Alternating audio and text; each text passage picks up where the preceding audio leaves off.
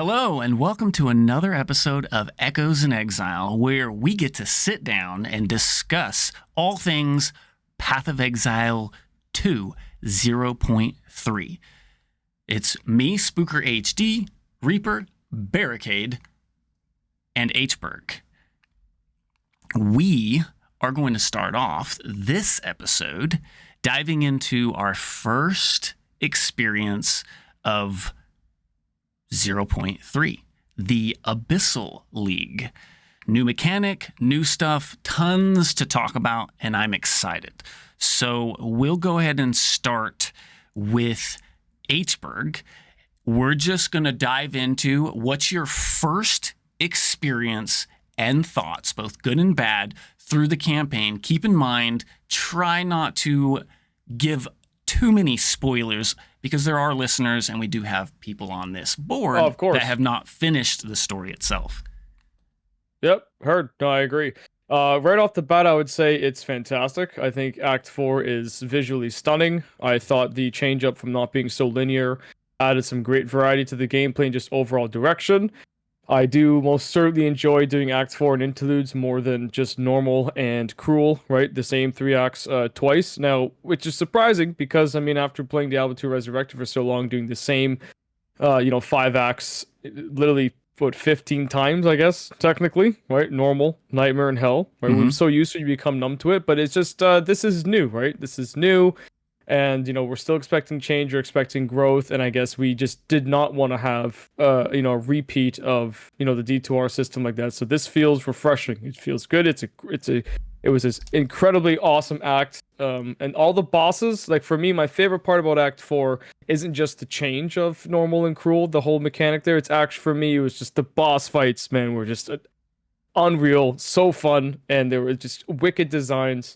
And that's for sure, the number one thing I took away from the new Act 4 experience, man. As for the interludes, without spoilers again, I do like what they did there. They kind of, they sort of infused a few areas within, said acts and sort of just made it feel like one massive map or even like a massive pit run sort of thing in ways with objectives along the way, slightly linear. And I think that was good. I think that was a way for them not to require so much time completely, designing and building an entire new area of something separate, because again, these will not be here forever. And they were able to just take, some of the work they already have, again, throw it in a blender and say, hey, this still feels different, right? And it works. And it's not too long. It brings in some challenge for sure. Brings in a little bit of remixes there on some bosses we've already met before, and that's all I'm gonna say there. But overall, yeah, I give it a 10 out of 10. If we're being really nitpicky, the 9.5, but we could dive into that later. But just generalizing, 10 out of 10 for me, man. Lots of fun, loving it. No qualms, no problems there. I think it's great. Quick reminder, not reminder, I guess. Quick statement here. What did you start the league with, and how did that feel? Like, and then we'll finish going around the table and with just keep those those questions in mind. Like what character class you started, the build you went, and how your experience was through it. You already went through I started with a very popular community build. That is the Lightning Arrow Deadeye Ranger.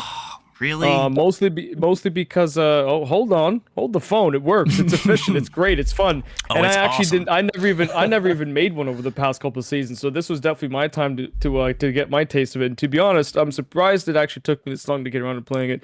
But also not surprised. I played a lot of warrior, huntress, and a mercenary before, and a lot of expo play. So the Lightning Arrow Ranger did not have any issues at all along the way, only until I'd say I got to around T12 to T15 mapping, and that was defensive wise. Damage was always okay, mobility was fine the whole way, speed was fine, everything, right?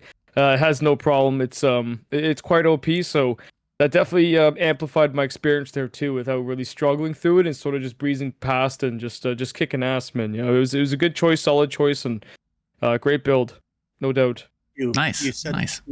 It reminded me they'd made the change. I didn't read about it or hear about it, but in the game, when you the sprint, that's really the sprint change. Yeah, quite literally just sprinting through it. Yeah. You gotta watch out not to get your ass clapped though during that sprint, man. It can Get you in a death trap here once or twice. Soon, I didn't even know it was a thing. Hey, Like I said, I didn't read about it, and I started playing. Spooker's like, get in there, get gameplay going, and I just started, and then all of a sudden, I'm just running into a group, and I wasn't trying. It just ran me through. Okay. Now I know what I'm doing, and I died immediately. But that was, Good thing you did that in softcore first before hardcore though, right? no. No, not a good thing. I think that is a good thing. You did it in hardcore? Is that what you're saying? Did it in hardcore. Yeah. That's You were okay. Sorry. To our understanding, you started in softcore. Okay. Gotcha. Yeah, my mistake. There you go. No, now it that's makes funny. sense. Not a good thing. end Agreed. of last season, like our last show, I was really trying to push myself into hardcore, and it makes so much of a difference. Like Barricade was so right. It changes the entire game, and the way you feel about it and the way you play, it's insane. But yeah, so I was like, I'm just gonna go into this one and right off the bat go into hardcore, and that was, I don't know, hardcore solo will actually amplify that rush tenfold. Yeah, hardcore solo was true. Crazy fun, both challenging, immersive, and every single piece of anything you drop, it just feels great, man. Right? It feels crucial too. Like, you know, for example, early in the say your normal push, right? Going back to normal and cruel, but in this case, say we're still in Act 1 or Act 2. Right, you're just about to come up and jump and raw. You know this guy hits hard. You know you need to take him down fast and avoid some of his nasty phases there. Right, you need to rip through him just like every boss. You just dropped yourself, say, maybe the next tier of two-handed mace, right? You finally got the temple maul. Maybe you got lucky and dropped yourself a lead hammer, you know, on the juggernaut there. And you're thinking, oh, I could really cook this thing up. But you also got to remember, I cannot simply just trade things and get more of this. So this Exalted might actually be way more impactful for me if I just hold off even to the interludes. Yeah, I mentioned before, the first time I tried hardcore solo, and I beat the first witch. Yeah, right after the town, I beat the witch, and oh my gosh, the feeling is like, because I was going. It took me 20 minutes because I'm jumping in, hit her a couple times, and then run around so I don't die. And when she dropped anything, it didn't even matter. It was amazing. The feeling is amazing. Great, but yeah, that's what I would say my 2 cents is on that one there, Spook, for our first point there. Overall, very, very good experience, man. Okay. How about you, Barricade? How'd your first character and experience of the 0.3 go? So I always go with the community approach. So I want to make something that a lot of people who maybe don't have experience can play, can get along with, can get on board with. And so I went in with the preceding notion that Stomping Ground wouldn't get nerfed up until like at the 11th hour. We didn't believe that was the case. Stomping Ground was the one support gem that essentially would allow you to use Disengage, Rake, and just basically mitigate the entire content, kind of like what Hberg's talking about in making the most difficult part of the game happen in tier 12 maps. Like that's kind of our setup. So if I could let anybody who never played an ARPG like coast through the game that easily, then you know it might be kind of great for you. So turns out, egg on my face, they did change it, and so it no longer scaled with strength, but rather scaled with weapon power, which ends up becoming a huge problem because unless you're getting like over zone leveled gear, like with appropriate damage, then you're not really stomping anything. You're getting stomped. And so in Act 4, I had a different experience than you had, Hberg, and that was I had to enjoy the new boss mechanics because I wasn't able to do the damage that I was thinking I was going to have, and then neither was anybody else. Like I had to work for it. And so I got to say, like, I also agree, visually beautiful. The music, I don't even have it on. I wish I did. I'm sure it's great. These guys make great stuff. The boss encounters were unique. There are mechanics you have to do or lose unless you have the damage. So that was really exciting. Yeah. And then I felt like it wasn't linear. Even in the interludes, I thought that was pretty cool because I could choose.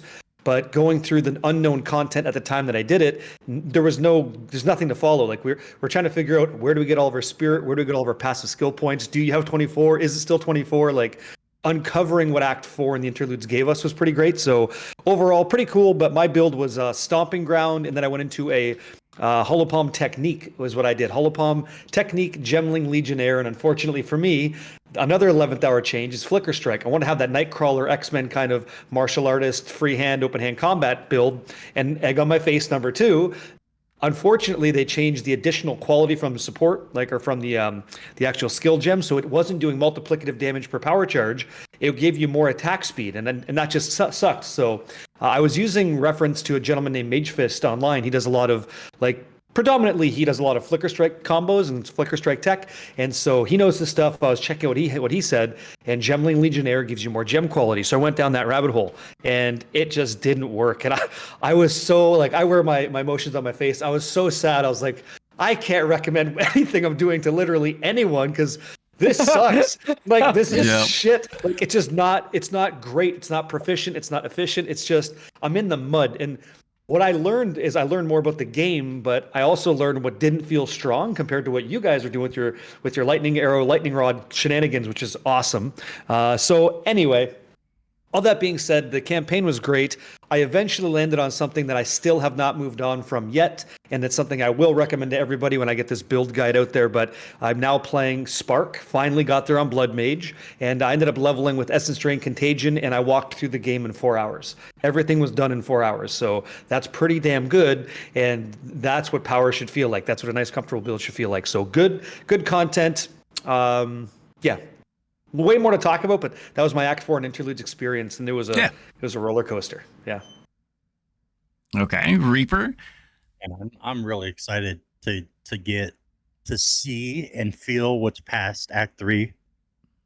I'm not even officially to Act 2 yet in this league. Hey, take your time, man. Enjoy it. That's the best part of the game, in my opinion. It's not from not trying. I actually am really enjoying what I've done so far. Like I said, I've already died once. I'm going through the second character on a warrior, and so I haven't done too much. I got rolling slam and boom, that's about it.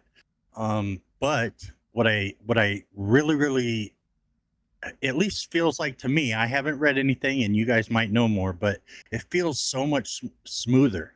The gameplay, the performance feels a lot better. The sounds.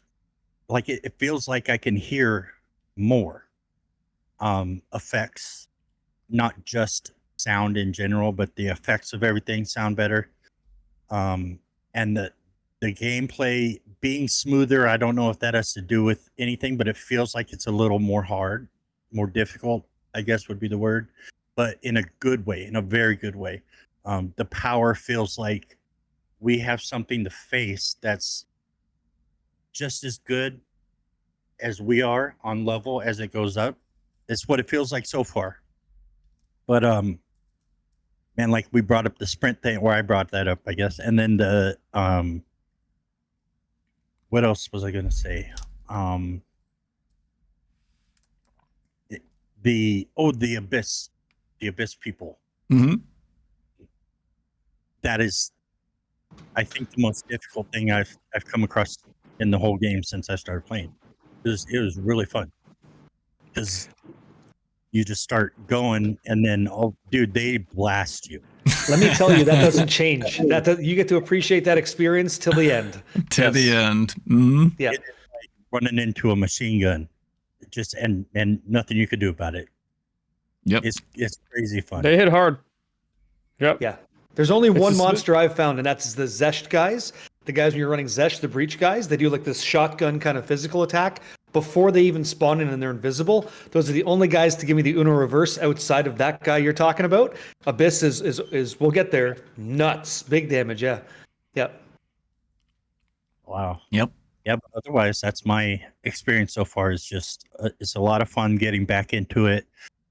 So for our viewers, I kind of had a personal situation go on, so I was out for a little while. I haven't been playing for a little while, and I kind of miscommunicated things a while, but I'm back, and that's portion to explain my discussion there. Welcome back, buddy. Yep, welcome back. Good to have you back. Enjoy. Get in there. Yes. Get in there. Run it back, Reaper. So with that being said, you definitely need to get some more game time. I think you will love Oh, you're gonna love Act it. 4 and the interludes. They did a wonderful job. Not only is it fun, but it's beautiful. The scenery, the artwork, everything, they nailed it. So my experience Agreed. was everybody before 0.3 dropped again was like warrior bad, armor versus elements bad. So I took that as a challenge again, and I started warrior. Let me tell you, level 1 to 22 sucked. Now, that could be because I could have leveled in other ways, in various ways, but stubborn me, I did the whole, I'm going to use mace and I'm going to smash. It wasn't terrible. It was just slow, which that's one of the biggest complaints with the warrior. But with that being What skills said, did you use? Yeah, all of them. skills. All of them. Bone shatter. Yeah. But how did Perfect Strike now feel after the change with Perfect Window Perfect. support? And... Okay, yeah, that with Perfect Strike, I loved Perfect Strike. I still kind of do, but to me, I was struggling to get the timing down.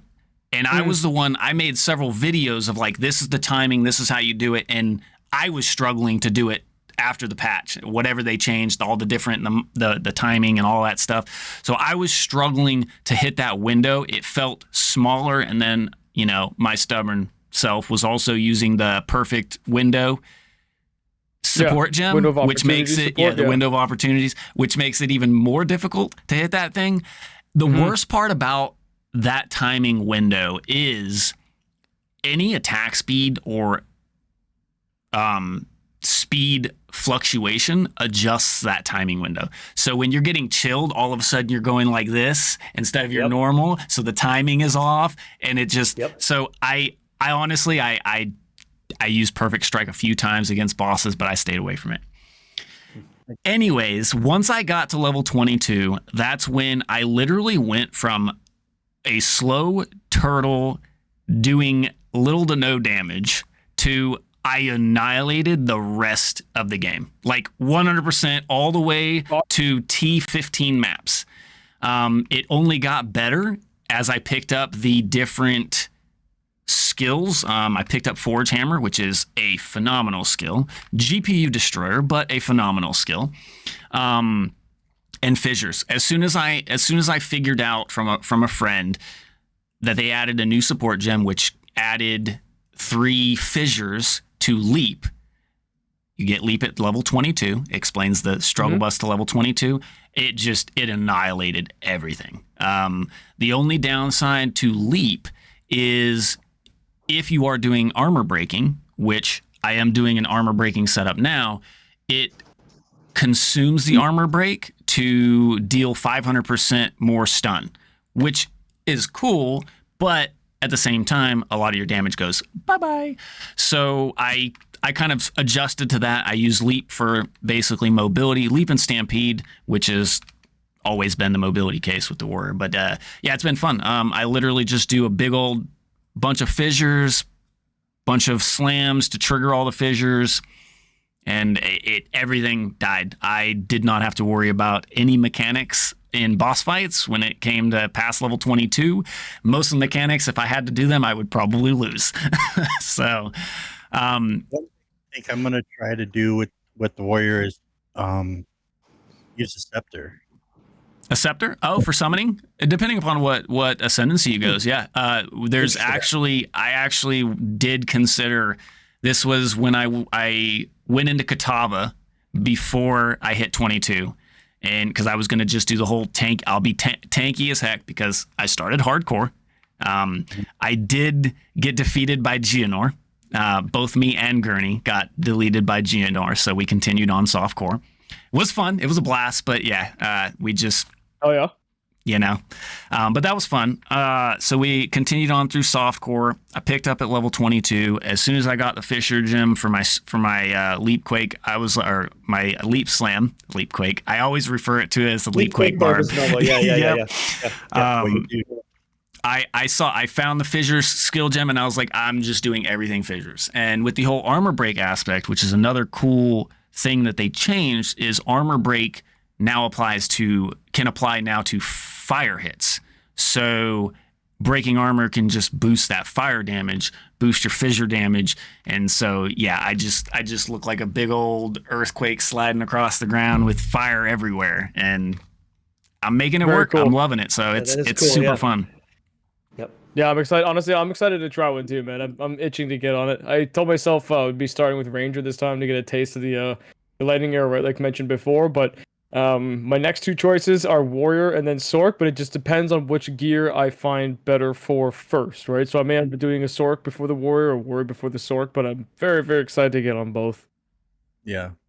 Mhm. Yeah. The other thing I was thinking of is how I again haven't read anything or anything like that, but I seen a video of somebody using a monk, and I think they have a new thing with the monk where you got no guns or whatever, or no weapons. Yeah, palm unarmed. technique, Yeah, Yep. Yeah. Yep. So that Very, looked very efficient too. That is. I think that's probably in fourth Yeah. place for me. I'd like to try that. Yeah. Yeah, there's Oh, go ahead. I'm sorry. I was just gonna say there's I believe it's is it Amazon? I don't know if it's Amazon. I know it's Huntress. There's a Huntress build that uses the whole hollow bomb technique, and I was watching it, and they called it the Airbender because they're using the Yeah. and it's so fast. I don't know if any of you guys have seen Realism's build the whirling slash with Oh, twisters. the Twister. Yeah. It's a super fast build, and this build just makes that build look semi-slow. So Crazy. It's Crazy. It's crazy. Yeah. The gentleman had stopped by the other day and he was giving us a nice little showcase of his gear. It's filthy. I'm sure it's very, very efficient. I just haven't had a chance to see the actual skill rotation and mechanics in action yet. But you'll have to invite him to run a map through. You'll just be chasing him the whole time. Hey folks, Spooker actually sorry to interrupt, but folks, check it out while we have a window of opportunity guest, here. yeah. No pun intended. We got an extra guest here today, right? We got a little mini Reaper in the house. It looks like. How you doing there, bud? Look at you making yourself right at home, huh? There's two more in the room, and then one more in the other room. Careful, you're about turning as red as he welcome. is, or she. Yeah. All right, back to it. Yeah. So with 0.3 came the new mechanic that we've semi-discussed, Abyss, right? With Abyss, they brought a ton of new content with it. We have new crafting, new boss fight, new mechanic throughout the entire league. And my question to the room is, do we feel that the Abyss content is good for the long haul of the game, or is it something that will need to be adjusted if it does or does not go towards the standard league? How do you like it? And what's been your experience with specifically the Abyssal League mechanic so far? Okay. Heavy question. Want me to go first? Sure. Can I go? Go I'll for it. Okay, this game needs something like Abyss, in my opinion. It needs to get altered, in my opinion. It is very strong, and I might say too good, because of how this system interacts with other systems. Now, I love a good challenging monster. I just don't like to get completely obliterated by it. So early on, when I had no power, I would have to be very cautious with like the content because they hit so hard and they're so difficult. And then eventually you get to like the power level of a lightning arrow Deadeye, like Hberg may play, and he's just going to sit there with lightning rod and like it's Christmas lights and everything dies and he just collects the loot, which is where you get that power anyway. You get there, it's fine. So that was cool. I do like it a lot. I think it needs to be changed. I think crafting is amazing in this game. I think trying to teach people crafting who don't know it is very wordy. Like having to explain what an omen of homogenizing exaltation is or homogenizing coronation. You're almost not even playing the same game, right? It's difficult to explain that and then and then try to digest what a tag is, especially since you can only reveal it by pressing Alt on a piece of gear, seeing the T number, which is recently reversed from high to low, or low to high, and then mousing over the number to expose the tags without using third-party tools. Like, do you see where I'm going? Like, and then we go to PoE2 db.tw, which you may not even know about, to access all the modifiers that could exist on the item to use the new crafting thing. So it's like, it really rewards PoE1 guys. And its level requirement. Yeah. That's the worst part. I hate to the butt level it, of but the that's the mod itself. worst part about it, because a T1 mod should always, we'll say if you're using Omen of Whittling, right? And for the viewers that don't know, Omen of Whittling will remove the lowest level mod from an item, but you don't necessarily know what the level of that mod is. You have to go look it up, because T1 doesn't mean that it's the highest level, even though T1 is technically the best. So it's just one of those things that, it's very wordy, very hard to explain. Yeah, the Omen of Chaotic Whittling, is that the one you're referring to? Yeah. Yeah. Okay. Yeah. So knowing that, and then I was ignorant, and I've done some crafting in Path of Exile 1. I was ignorant, and I never really applied the multi-omen application to my gear. But that has nothing to do with Abyss until it actually does. It's everything to do with Abyss when you apply an Abyssal modifier, which could be Mark of the Abyssal Lord. And like where we're going here, it's like, if you haven't played this, then what I'm saying to you is completely Greek and you don't get it. But if you've done some crafting, you can appreciate the weight. It's hieroglyphics, man. I'm speaking like a whole different language, but you play PoE as well. And so, long-winded here, really love it. I think it's actually really good. I think that my dog just died. I think it's actually he just blew a cord. It's really, really good, but I gotta see that dog. But I think overall it's good for most people if most people are willing to engage with what the power can be for your gear. So what I think this is going to be a great bridge from crafting into Path of Exile 1 crafting. I think that's what's going on here, but I really love it a lot. I think the drops are cool. I don't think the staff is particularly exciting. I think the boss is a joke. The Kulamax there's nothing there that's really exciting. I love the layout. I love the static map. I know some people that I've interacted with were saying they wish it was more dynamic. I don't really like procedurally generated maps anymore. Like I don't want any of that. I kind of want like a static map. Like speed. Again, I'm a Diablo guy. I'll just go heavy left and figure out if that's what I have to do and bounce. Like I'm good to go. I want efficiency, right? And so overall pretty. One. Yeah. I like the way that the monsters absorb rares near it. Like I like all that interplay that I could choose. I typically don't have to because it's dead now. But it's great. It's a good thing. It needs to get revised because crafting is too damn good with the Recombinator, and you can make some really powerful stuff, which is ultimately good for the game and good for the SSF experience. And I'll pass the hat over to somebody else, but big fan. Just needs a change. Yeah, it's not great, honestly. Yeah, I mean, I can keep it short because I'm 80% about what you just said. I'm right on point with that too. I would just maybe expand a little bit here. Like I think the crafting system, is definitely going in the right step. And having not had too much experience with a deep end game at PoE1 crafting, I've just been here. I've watched a lot of it, and after doing some end game, I would say deep, semi-deep end game crafting so far here in PoE2, which I was just doing just the other day. With some great bows and quivers. I am now starting to feel the very exciting wrath of what crafting this game brings, and it's very satisfying, dude. It's very, very satisfying. Recombinator or no recombinator, even just the new omens, right? And the desecrating stuff, and it's so freaking cool, man. And some of the new mods that they actually threw in there with desecrating, it surprised me. So I actually hit a prefix, a perfect T1 prefix on a bow modifier that gives me 40% increased bonuses from equipped quiver. Okay, that's a passive bonus, right? There's two nodes on there, right? It's a prefix. It was a T1 40% roll. I said, whoa, right? I was just like, I did not expect this modifier to be possible, and they did it, man. They're doing the impossible, so it's great. I think I'm very, very excited, man. And in terms of the Abyssal, again, agreed. It needs stuff like this.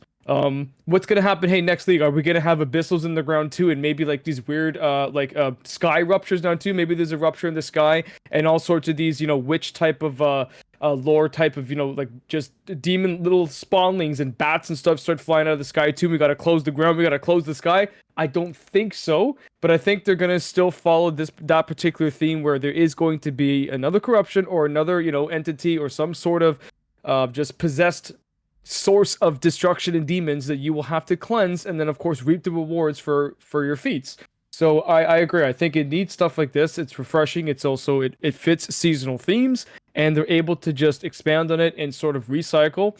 And some people don't like the whole word recycling, but I'm thinking a little bit more here on a developer's side, right? A studio side. Like recycling means like we have this particular system, it works, and what we can do is either just throw a different touch to it, a different look on it, and expand it a little bit more here, take a little bit further without giving people too much to eat at once, or without giving them not enough at all where it feels lackluster. So I think it's a great baseline what they've started here with the whole Abyssal Echo stuff and just the Rise of the Abyss, even going into the like the abyssal chambers. If any, again, no spoilers for those who have not gone downstairs, there's a little bit more than just the demons crawling out from the ground. You're actually going to be able to go inside their home and and then fucking knock some shit over, okay? And even that's only T1, but then you also have a chance to experience an even darker version. Okay, you get to go in the freaking basement. All right, figure of speech here, but you'll even get to go in the basement, and that's when shit starts to get pretty crazy. But again, if you're using the right build, and or whatever build it is for you, and you're kicking ass, you got all the things in the right place, it brings a good challenge, but make sure you are very, very defensive, okay? Just keep that in mind. You will, for this abyssal content, you will, I think it's, to kind of generalize it easier for some of our viewers who haven't experienced it yet, or anywhere in between.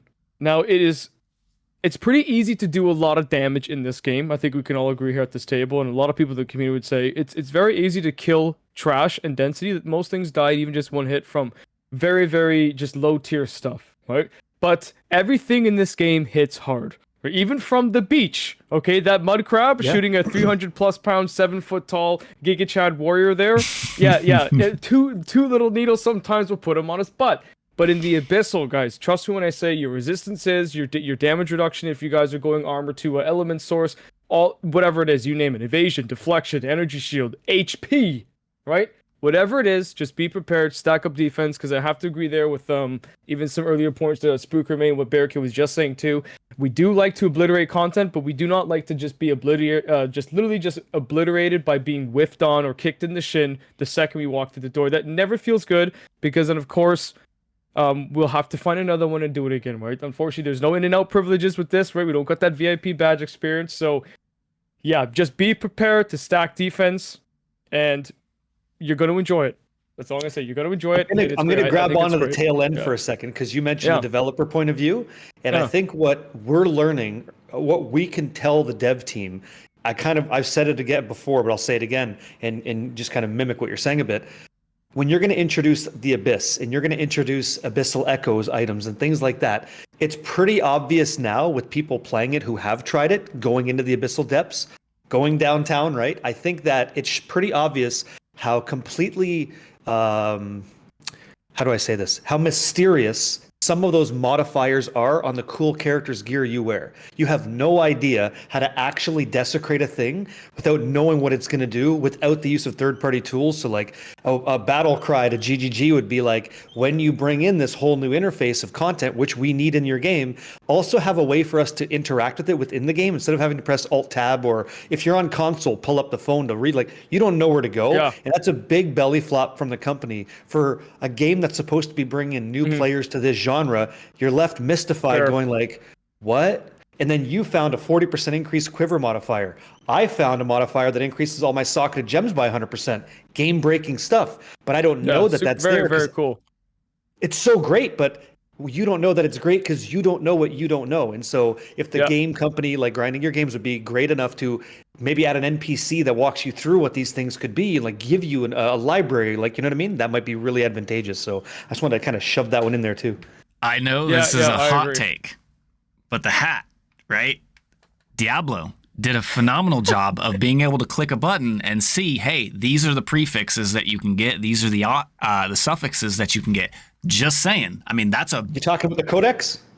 No, not a codex. But it is the codex too, actually. Yeah, good point. It shows all the modifiers. Well, Well, the codex are the legendary aspects, though, not the affixes that an item can get. Sure. That's for the crafting. Yes. But yeah. Generally speaking, though, I mean, they did a good job at that, knowing what you can get and having basically an in-game section to where, hey, this is what you can get. This is what's available. And then you can know, hey, should I reroll? Should I use another omen of reroll for the abyssal for the desecration? You know. Yep. So D4 good. D4 good on this take, yeah. D4 yeah, good, right? Yeah. Reaper, you haven't had a ton. Your mic was cutting out. Sorry. Sorry, I'm afraid of crafting. Well, you That's haven't a had. problem. Don't be afraid. You son. can't be afraid. That's like being afraid of knowledge. But Well, you. the only like real crafting I've seen is when we went through that season back to PoE1, and that I think that scared me because I seen everything that PoE1. I was just like, a little intimidating, right? Like information overload on yeah, maybe how expensive some things are to Let me ask you, obtain like, in are order you to craft. afraid to? Yeah, are you afraid to craft because you don't want to waste a potentially really good item, not knowing what's going to happen? Is that why? no, I don't okay. care. The thing I'm going to try because I'm going to have to learn. I'm just like, I don't. It's the overwhelming feeling of like, just having so much there that is a possibility instead of kind of a drip feed of things. I guess in kind of probably to attach kind of what you're saying is like learning it. Maybe there could be a way to attach onto like what this stuff is and what it means is like here's a how to as well. And like okay, let's have a crafting. I don't know if walkthrough would be the word, but part of the campaign is crafting. I agree. I completely agree. There should be a point in which all the way through, and we might see this, we might not, but who knows? But something to where, as you progress to where you find these currencies, or even one of the maybe side quests that give you a currency, and then they give you these random pieces of gear that's suited for your class that allow you to use that currency to show you like, hey, this is what it does, this is how you do it, boom, and do that for each of the currencies all the way up to a mirror. You know, you don't get to choose the mirror on whatever you want. They're going to give you pre-sorted gear that you get to use these currencies on. So it's not going to be like, oh, free mirror, but it gives you the idea of, oh, hey, look, this is out there. It does exist. This is what it does. This is how you use it. That would be a great foundation, right? And you're like, I can really explore from there because then you know the foundation of crafting. They do that in Path of Exile 1. They do. Okay. Yeah, it's called the Betrayal League, and it's really lame. But they give you a timer as well. They say, "Here's 6 pieces of currency. You have a 90-second window. Go make something." And so you bring in an item, and you're like, Chaos Orb, Exalted Orb, Val Orb. What I make? It's like you don't really have it. They did it, but it's not new player friendly. They're just like, oh, you know what that does? Use it. Like I guess, right? So that technology exists, which is pretty. That's what I'm saying. So just bring it in a more new player friendly format, right? That'd be. I mean, they can do it. We know they can. Will they? I mean, we'll see. I mean, there's mobile games on your phone that show you how to craft as you're leveling up. So it's like it's there. They could do it right. They just gotta hopefully do that because I think that'd be helpful for people like me that I'm like, I don't even want to craft because it's like it's just overwhelming. I don't want to worry about it. I'll just buy the piece I want. Yeah, so for the person in your perspective, it's so sad because you might be playing like you're playing a warrior now, right? And you might have a two-handed mace that's like solid. It's got a really good prefix, and you just don't know that if you use a greater orb of transmutation or augmentation in this case, you're going to guarantee on that item level to hit +4 all melee skills, and your damage goes up as if you just added 4 levels of base power to your attack. It's like that will change the gameplay for you, but you're fearful, and that's a problem. And so, yeah, I hope they fix that for your benefit and others. Yeah, I agree. There's a lot of the community that is in that same boat. They just don't craft because they don't know and they don't want to waste said currencies that they do find.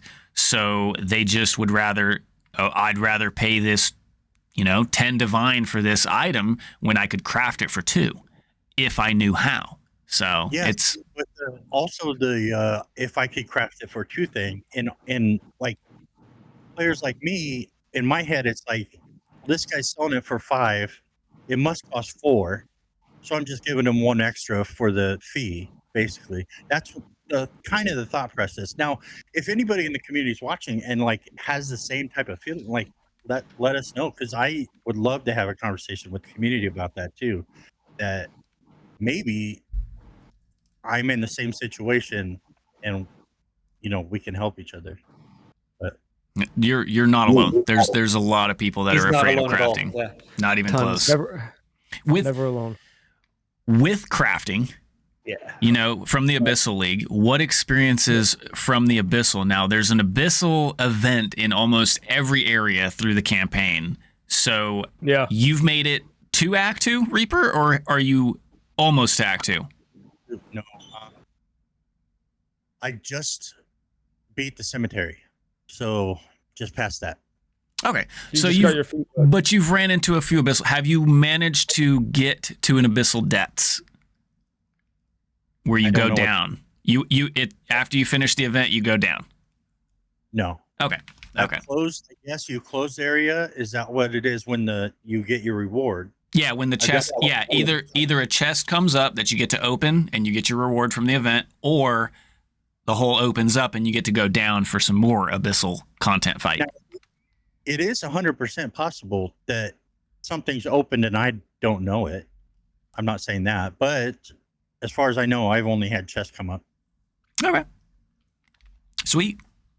Honestly, man, the coffers are. I was actually I was happy with them. Like the coffers specifically, not the troves, not even the armories. Like you actually do get some pretty substantial currency early on, and it actually really did help the early progression through the campaign and stuff. And even when you start getting to end game maps as well. I mean, for those who aren't for the players out there who aren't really very savvy with the trading economy and just crafting and flipping and hideout warrior, etc., etc. Even just running map after map after map and trying to look for the abyssal modifiers on said map as well can still be a really good way to earn a lot of currency. Man. It's got great density, but the coffers itself, you can guarantee yourself at least 1 to 3 exalted plus some chaos, a few regals here, and even sometimes better stuff like divines. I've already hit like a handful of divines of just on those things alone, surprisingly, and they're not even the rare ones too. Which matters. So I mean, yeah, I was happy. I was pleased. Did you do any Waystone Desecration, Hberg, or no? Oh, not yet. No, yeah, I'm actually going to be tackling that this week. Enjoy. Yeah. Enjoy. Yeah. That's Waystone, fun. Waystone Desecration. Also, the rarity strat as well. We tested that actually with another community member here this week, and the rarity is pretty noticeable this season too. Not just stacking it on your gear either. You're able to stack defense and power for yourself, but you can stack the rarity on the maps and waystones, the tablets, the waystones, and the maps itself. Great. Yeah. And you can use instilled emotions to like add more rarity or quantity. Yeah. So and you triple or quadruple tower stack 2-3 maps and like just blow up that graphics card. Just send it away. Yeah, cool. I can't wait to hear what you think about that because it's a lot of fun. It's Make sure you got some definitely cool. Make sure you got some water on standby for when your PC catches fire. Yeah, sure. I have like five cool fan Dysons just blowing on it at all times. Yeah, I got it ready. Yeah, good. Right so, on. That's good. We've talked a lot about the abyssal crafting, the league mechanic, and it's good. And we kind of touched on some trading as well. So we have probably the best addition from this league that has ever been introduced in any Path of Exile 1 or 2 leagues. Drum roll, please. The offline trade. Auction house. W. Huge W. There are some L's, but with anything you have W's and L's, and it just depends on your take, how you feel, and your personal opinion on it, which is fine. I freaking love it. You haven't had a chance to experience the selling part of it yet, Reaper. And I don't think you have access to the NPC at all until you get to Act 4. So it's something you get to look forward to, and it's great. You can actually both buy from players that are offline, and you can also sell to other players while you are offline. Oh. Yes, it's great. So this whole knocking on somebody's door for 3 hours trying to get that one item because it's the only one like it on the auction or on the trade site. Wait until that person log in. No more. Like one of the last conversations we were having on the show was about doing something like that. Them bringing it in. Yep, it's in. They're called asynchronous trade. That's what they're calling. Yep, that's what they're calling it, aka an auction house. because at least that's what all the cool kids these days are calling it. Yeah. So I'll go ahead and start with this one. Basically, what are your personal takes as to the good, the bads, and what's going on with the auction house? So I'll start with some W's, and then I'll go over some potential L's or losses when it comes to the trade house. So with the auction house, in order to buy from it, not sell, but buy from it, you have to ante up the gold cost. So you're paying gold, which is a semi-deterrent to bots. That was their answer on that, is that this is going to be the way we kind of detour bots, which the price, if you go through the campaign after Act 4, the price can feel a little hefty early on. Like it definitely, you feel that gold leave your pocket when you buy that one Exalt upgrade, but it's a well-spent Exalt for a good upgrade, which is awesome. Number one, you don't have to stop what you're doing to sell it. If somebody wants to come to your shop, they come to your shop, they buy it. Next thing you know, you go talk to the NPC, you pick up your currencies that you sold the item for. Great. Win, win, win, win, win. I love it. The only downside that I don't like about it is now when something does get posted, the live search, now it's to who has the best internet, who has the best connection, who can load in to that best price to buy that item before everyone else. And I hate to say it, but bots are damn fast. And they're moving to the NPC before the game even loads. Fair. In my opinion, Fair point, but unfair reality. Sucks, right? Yeah. Yeah, in my opinion, either way, whether it's just what we had or this way, bots are bots, and whoever gets it first. So either way, it doesn't. So no, I 100% agree with that take, because the bots are going to be in the market no matter what they do. There is no way they can remove the bots from the market. Bots are buying out the gnarly stuff that bots are doing to the auction house is nothing more than what we already had going on the trade house. Price fixing, and purchasing all the lower tiers of stuff out just to raise the price, all that shenanigans. But overall, I absolutely love it, because I don't get to play a ton. Even as a content creator, I do play a lot, probably more than your typical casual, but I don't get to play like some full-time content creators, which is okay. But now I can throw these items in the back burner, and when I'm not online, I can still sell them. So huge W. I get my currency. The people get the items that I'm selling that they want, and vice versa. When I want to buy something, I don't have to wait for said person to log on, because it's a very niche item that I'm looking for, and there's only like one on the trade market. So I don't have to wait for that. So overall, I love it. I can only see it getting better. I hope they don't change it too much. And I'm not the only one that has said this, but I can say it's a very strong feeling that if this doesn't come to 3.27 in Path of Exile 1, there's a lot of people that probably won't even want to play. But we'll see. Surprising. But how about probably you, H-Bird? Probably a lot of, well, just your last point there, probably a lot of people wouldn't want to play it, but I'm sure the majority, diehards and the of course, yeah. The PoE1 players are going to play, for sure, yeah. Yeah, I know. Love it, Spooker. Honestly, good stuff, man. Well said. Good points. I agree with you on many fronts there. Now, for me, again, I can keep this one short and sweet. I'll try to, of course. Short and sweet. It's not in your blood. Right off the rip, it is nice, again, just to be able to throw it on the back burner and just hope it sells, hop back on either the next day or even later, and just see that beautiful looking symbol overhead and collect your money. It's great. I love it. And the L so far, I would say, I'll talk about a couple W's after, but I do want to get these L's out of the way first. Now, the first one for me is, I hope this is only a temporary L, but what I don't like is how the people like myself who have upgraded a regular stash tab to a premium stash tab in the past, and I've done multiple, are not able to upgrade those premium stash tabs to a merchant tab yet. So there isn't, so far they haven't expanded on that at all yet. They have addressed it. They said you're not able to do so. It is not a function yet, whatever. But even in that same sentence, they didn't even specify that we are currently looking into this matter and we'll, update you when we know more, yada yada. Nothing. So I'm sure, knowing GGG, I'm sure they are gonna work on that and hopefully implement in the future. But yeah, I was definitely excited to have at least 4 to 5 rocket in this season without having to wait for another stash tab sale, which just passed, by the way. And the reason why I passed it up this time is because I have a lot of converted premium stash tabs. I have a lot of extra stash tabs that are set aside for that very reason, because I don't need them anymore. And I'm just hoping they change that and I can get myself some more, because to only have a one regular sized stash tab there for your merchant, you cannot fit that much stuff.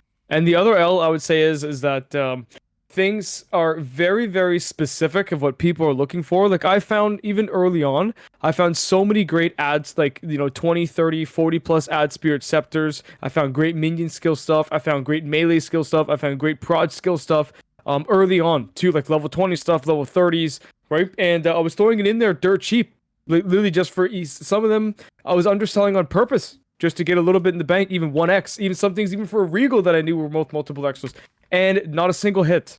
Like you're saying, it's either because of the internet speed, or people are only seeing listings above mine, because there's being so many listings added to live search or on the trade side period, literally every minute, right, with thousands of players. So the only problem is that things in terms of the stat filtering for trades and what people are looking for can get so specific, and also too specific and too general. Right, so my thing may have had, say, plus 35 increased spirit, and minion skill, whatever, or it could have had plus 35 increased spirit, and then allies do, let's say, flat 14 to 26 extra damage, yada yada. Some person's looking for both of those, but they didn't put a min or a max, right? And then everything they're seeing is, of course, the 50s and maybe within the 40% spirit range and higher damage. Right, yada yada, but they can't afford those price tags yet, and as they keep going down, maybe then we started getting more generalized towards the stats that I had, right, listed, and there's of course thousands of those similar too, right, and then boom, they didn't even make it to mine. So yes, it's that is something that again is just I don't think there's any way around that. It's just a reality that there are thousands of players playing this game, and it's common mods, and so you should just hope that they see yours first, and yeah, and you just make that sell. It's hard to even call that an L. I would say it's just it's just one of the downsides, I guess you could say. It's not really an L, but it's still it's a saying. Yeah, it's kind of like half and half, but it just sucks because you'll notice it too. Many players, for those who haven't even started yet, or even in general, you'll say, hey, this thing is definitely a banger. This thing will for sure sell, and you'd be surprised at how long it actually sits there. So that's about it, man. Like, quick interjection. I think that's actually, like, I understand the frustration part of it, and in the personal feeling of selling items, that is kind of an L, right? But at the same time, it's a W. And the reason I say that is because so many people are selling all their gear that the market, fighting for that market, is going to drive prices down. Supply goes up, price goes down. Meaning, if you want to sell your item, hell, you might have to take an orb of transmutation. Sorry, but that's the reality of, like, driving a true market. And like you said, unless it's super niche, a lot more supply, a lot less demand. Yep. Right? Yeah. No, I totally get it. That's why that's what I was saying before. I was like, dude, I was just undercutting, even just throwing things up there for a Regal, man. Right? Like, very common, but hey, just to get at least something there. And I was even mentioning it too to to our wonderful community as well, saying, you know what, guys, I don't even care if I'm undercutting. It's just going to give me a little bit something, and it's going to amplify this players. If they do buy it, it's going to amplify their progression and their experience. And hell yeah, WW for both of us. Let's keep going. I just like it. The asynchronous, it's fucking awesome. I love it. But I would say the only actual L I have to say is, yes, please, GGG, if you are hearing me, hear our voices, please. Hear our calling. I'm just waiting until they let us converted premiums, regular to premium stash tab users allow it to convert over to merchant as well. That'd be great. I agree. Really, really cool is if they let you put in orders instead of looking. And for like first a specific item, like when this does pop up, just purchase it for me. Exactly. Oh yeah, hell yeah. Probably a lot of that too. Yep, like yeah, it'd be great. Yep, like ISOs. There's an Right? auction. Yeah, Day if there's trading an items. if there's an ISO function, it'd be sweet. I Kate, guess what do you think? It takes the amount you're willing to pay right away too, so you're not stuck when it comes up. Boom, it's denied. True. The only issue going to be there is if two people are looking for the same item, who does it choose? The higher price, right? Put it in the order. Yep. No, but but the thing is, the order can end up being like literally a line of thousands of people long. True. Yes. True. But that's when Spooker's mentioning it's going to take the higher price, and that's when it becomes an auction system, right? And I think that's what they're trying to avoid. So that's why I said, unfortunately, like there's no way around it. But it's like half W, half O. Yeah. To fix that, though, there's definitely ways that they can go. But Barricade, what do you think? I agree with most of you guys. I think it's unfortunate that you have to wait till Act 4 to use something you paid for in a video game. I think it is a good offset for bots. Yes. Because now they can't just make a free account and make it happen and then they start moving their stuff. I think the gold is a pretty genius inclusion for the cost of purchasing, and the cost of the gold on the item is relative to the modifiers on it. So the better it is, the more expensive you pay. That makes a lot of sense. And Hberg, unfortunately for you, I think where you're losing out on all those early sales is the reason I just said. You have to wait till Act 4 to unlock your merch tabs. So you're linking this stuff, and these new players aren't finding it because they don't have merch tab access because they're not in Act 4 yet. And so it's not just so much about them not buying your stuff because the supply and demand, which is true. It's just that no one's going to the third party site because you can see the success rate because of the conversion of the adoption. Like everybody's using it, right? Like people use the old school trade site with built-in browser functions because they're trade chads. They know exactly what they're looking for, and they're going to be buying that up just so they can do some crafting and make some money. So overall, it is a massive success in the game. I think it's great. I use it too. Half my stuff doesn't sell because my modifiers aren't competitive enough, and I just don't adjust it. But it is a great thing for the game, and it may sell at some point, right? It may sell at some point, but I feel like when I listed it, I thought it was a fair price, and it didn't sell. So what the hell? That's probably supply and demand, right? So overall, very good. The early on game, and maybe he's not selling because of fourth. It just clicked that like that's how a lot of people level up. How so? I've gotten 9 out of 10 pieces, and I go look at trade to get number 10. Yeah, that is interesting. That is very interesting. Yeah, it should be accessible a lot earlier. I agree. Yeah, they're gatekeeping access based off bot, exclusion, right? Hey, honestly, I think a good point to gain access is when you wake up the hooded one. I think that would be a good point. I think that's fair. I don't know that there's even a right place. I just think that that's the current implementation. Like maybe going forward, if you've unlocked it on your Path of Exile account one time, now you have it every season going forward. I don't know, because I know I would like to purchase a +2 all minion scepter with 50 spirit at Act 2, but I can't because I have to wait till Act 4 to find. Like what? It just doesn't line up, and so that's the beginning adoption process, right? And like I think Spooker was saying, I'm lucky that we have it. I'm thinking it's great. I just need to see it become efficient. Like these guys have proven time after time, these guys being grinding your games, that when they put their head at the problem, they solve it in a really good way because they play their game. You could see it. You could feel it. It's like, totally. They're going through the same thing. Like, I think it was Mark, right? Mark was like, I'm tired of not getting responses. Yep. Let's make an asynchronous trade process. Like, okay. Like, so I think it's great. That's the meme that goes around. You want GG to add something to their game, make Mark suffer for it. Yeah, exactly right. So big W, big fan. Yeah. The elves. Oh, go ahead. I think 100%. If this is just introduced, right? Yep. So we got to keep that in mind. Like all this stuff that we have problems with, we're meant to be like, do we have problems with it? Yep. And what are those? And hear back or feedback from the community, right? So. Yeah, Spooker made a pretty cool comment. He said, if asynchronous trade is not in Path of Exile 1.327, people won't go play.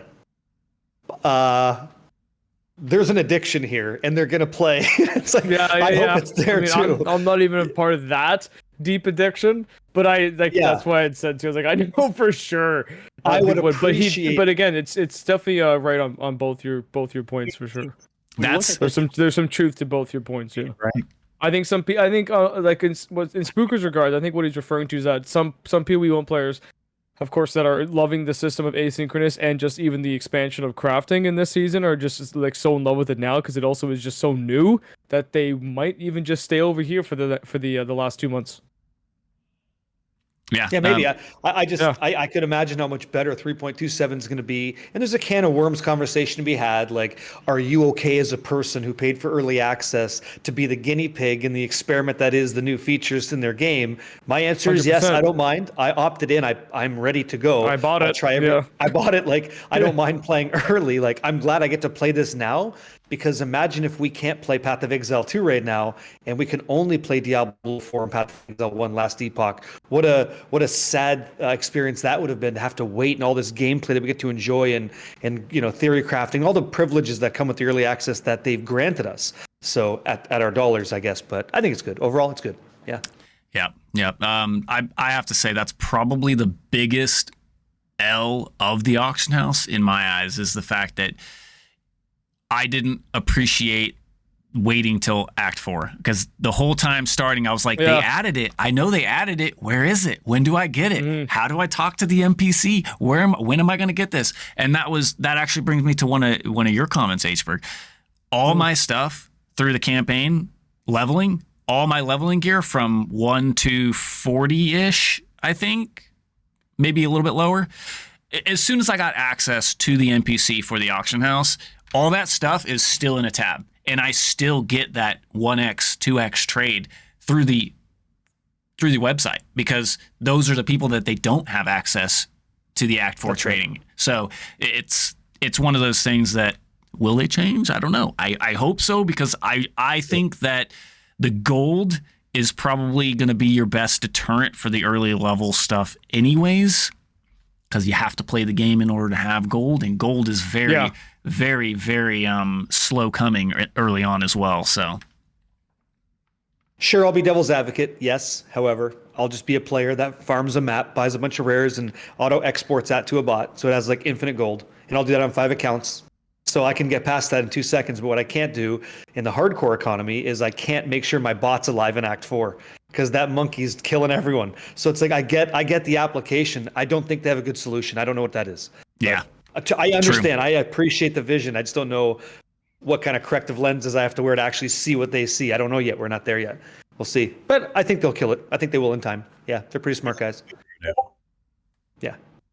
And they do, obviously, they listen. So it's like they listen to the community and they engage. So I think that's great too. Everyone's going to be asking the same questions. Yeah. And anything that you don't like about the game, instead of just griping or complaining, this is to all the viewers and the communities of all of us. If you do not like something, the best thing you can do is post it on the forums. Tell them about it, but don't just complain. Tell them why. What it is that you don't like and why you don't like it, because then you'll get noticed. Community feedback, they've already proven that they're listening. They said that, we didn't want our game to be as fast. They added sprint. Enough people posted and complained. Enough people said we don't get trade. Guess what we got? We got an auction house. These are all things. And that brings me to my next topic, which unfortunately, Reaper, being early on, you're not going to have as much experience with this, but another great addition that the community fought back saying we don't like this was using support gems in multiple skills. I can use the same support gem in all of my skills. Oh, what's wrong with that? It's great. Well, that's what I'm saying. Like the community fought for that. They weren't on board. GGG didn't want that at first, right? But with that being said, they wanted us to combo, right? They're pushing this combo play style to us. Big time push, push, where you use one skill to build up your big attack, right? To prep for your big attack, and then you use your big attack. Well, now I'm getting hindered. I have to put all my power in one or the other, and it was a big mess. So I personally am loving the fact that I can take the fire. I can't think of the dang name of the support gem, but the increase the fire damage. Yeah, attunement.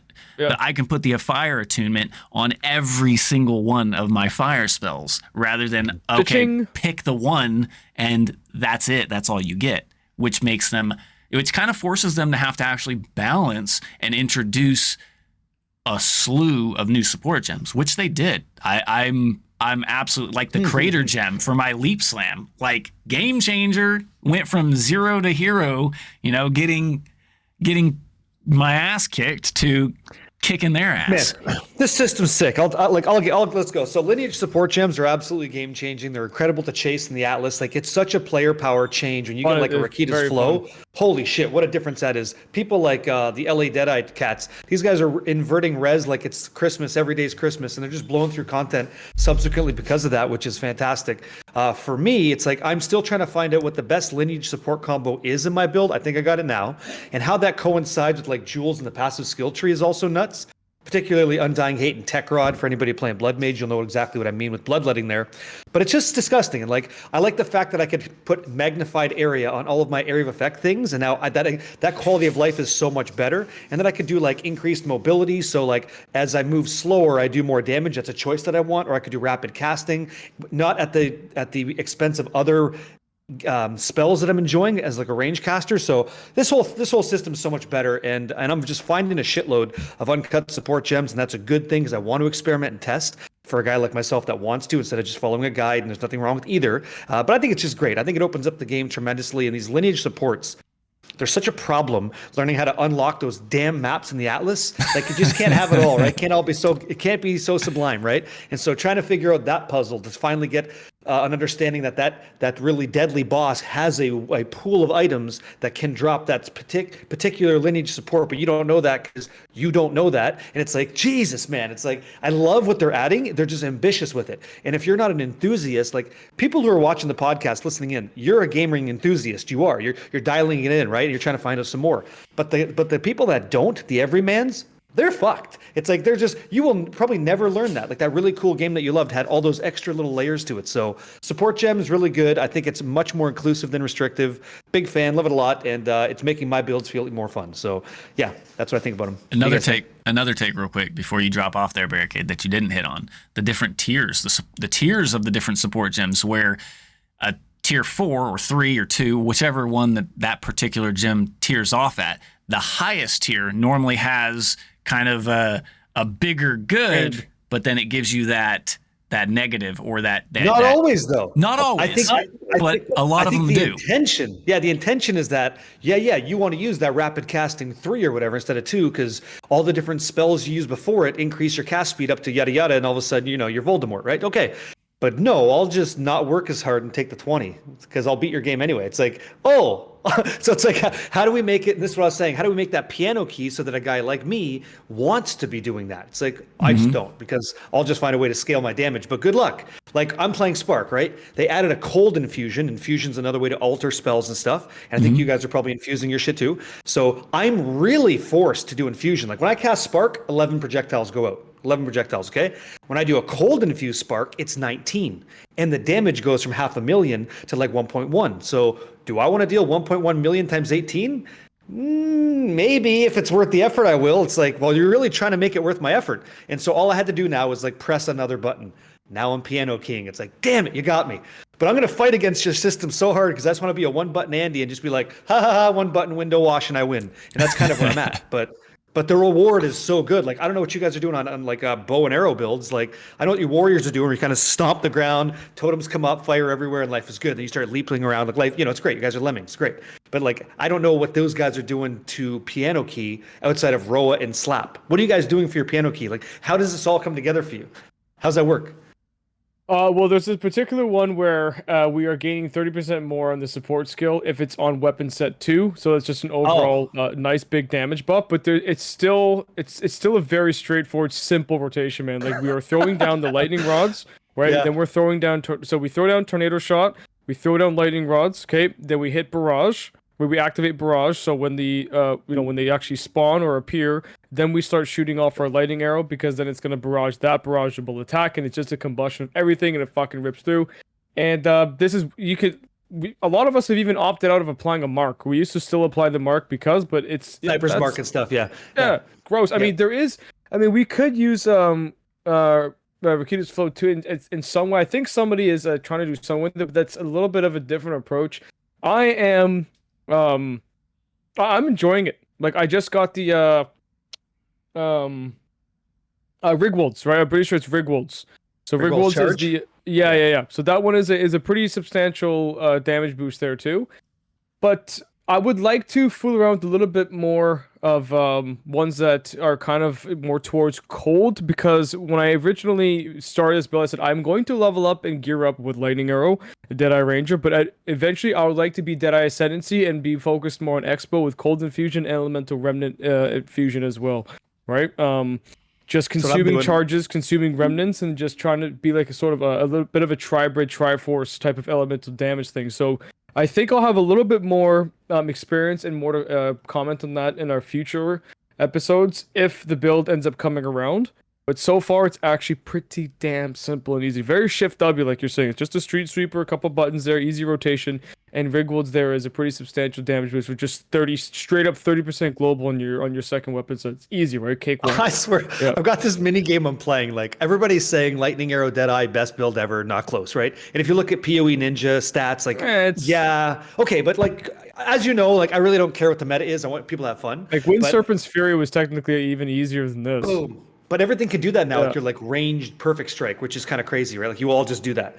So like that one-shot boss, kind of crazy, Wind Serpent shit. Yeah. My like sub game is, okay, I don't get the Roa because I don't have a martial weapon.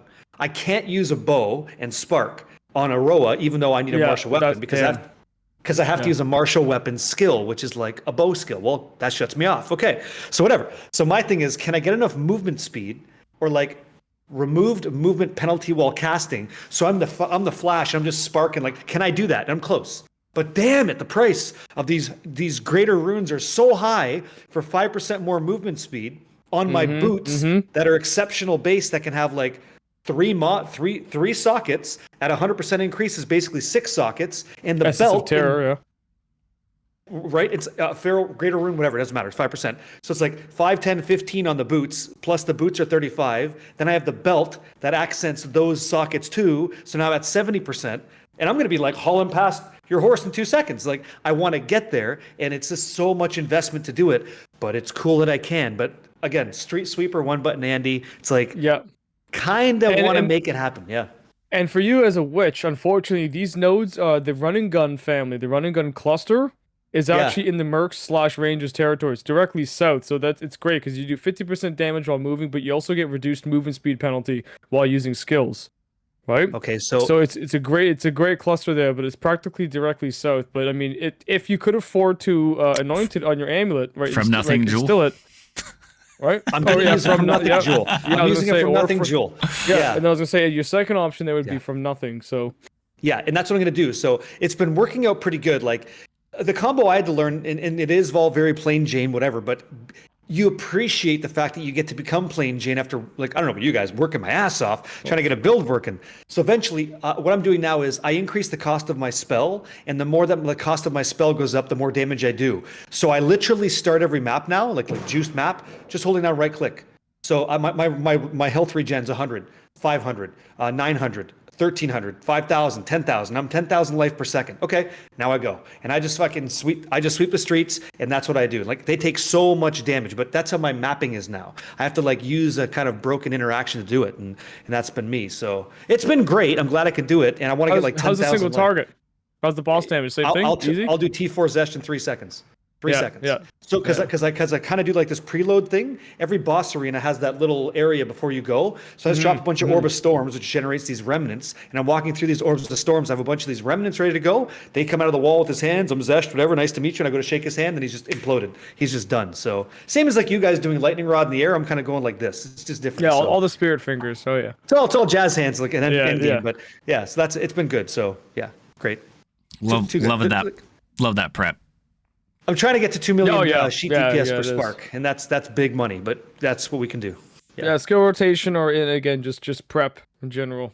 Fun. Yeah, good times. Prepping for the storm, man. Yep. Do you remember like Mephisto and D2R? Sorry, I mean cut you off. Yeah, good on. Like Mephisto and D2R, right? He always he kind of like go towards you, and you like when you go over the moat. It's like, well, if I'm using like I don't know, Frozen Orb chick or Blizzard, you start casting the Blizzard first, and you pull them in. It's kind of like that feeling again. I kind of don't mind it. Yeah. Or like Pendle Skin with hammers, right? Kind of pop yourself in, then Telly on top and go. There's always prep. It's like it's cool because you know how to like cheese the fight. But anyway, go ahead. I'll go dark. Go ahead.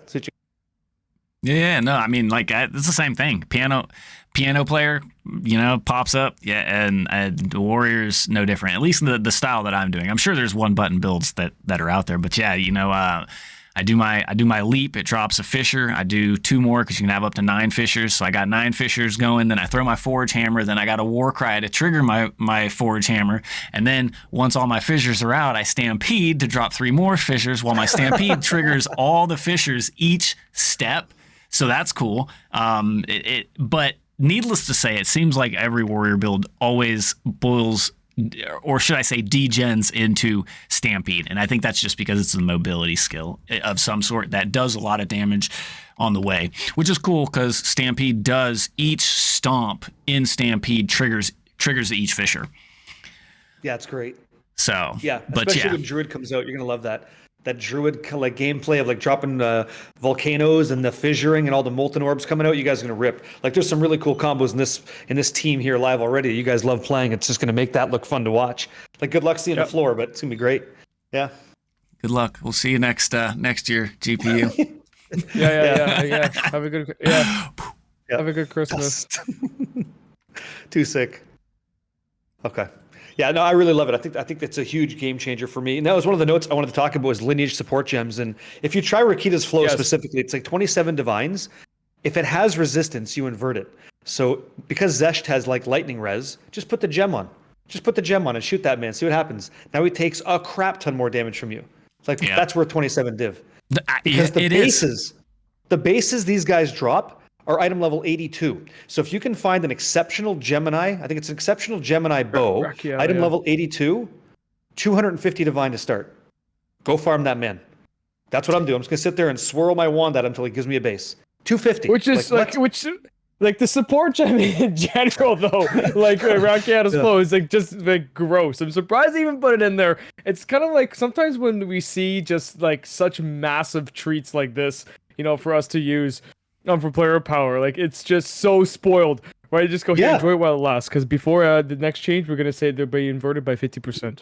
We're gonna slowly start rolling it back, right? What the hell was it? It's awesome. In PoE 1, they had it. So there's a skill you can take in PoE 1. It's a 15% chance to do that. This gem says no. All your stuff does that. Well, yeah, we're gonna go for that. Like, of course, I'll go for that. And so for you, H-Berg, when you're getting into the infusion stuff, it's all elemental res inversion.